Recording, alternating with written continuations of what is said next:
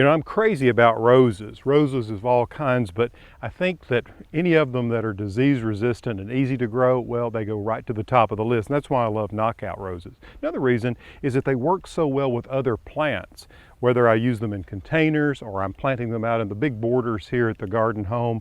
They just play well with others. I love them with diamond frost euphorbia, as well as ageratum, the artist series, and of course any of the ornamental grasses. They're a perfect combination.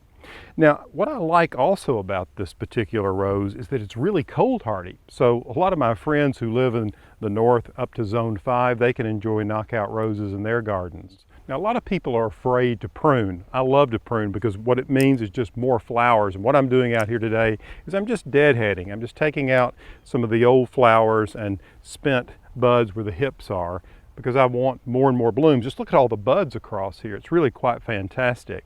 Now, you won't believe this, but last year, at the end of winter, before the buds began to swell and come out, I cut this particular plant back to half its size. It was only about 2 to 2.5 feet tall. I know that sounds very dramatic, but look, it's doubled in size. And the flowers this has produced throughout the growing season, well, you just can't even count them all.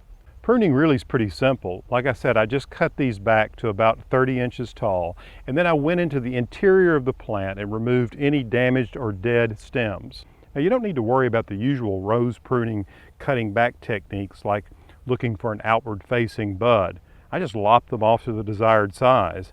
Okay, now take a look here. I've just cut this rose back. We've talked a lot about pruning, but I want to talk a moment about food and water.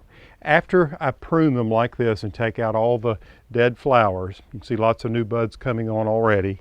What I like to do is take a little fertilize around the plant, and then of course water is essential. You want to make sure the soil stays consistently moist, and if you'll notice that this large container, and it's a large container, more soil volume the better, it has a saucer under it, which helps keep that soil consistently moist. 3 things to remember when growing knockouts: give them plenty of sun with air ventilation. Number 2, make sure that after you prune, you fertilize. And number 3, keep the soil consistently moist, and they'll perform beautifully for you.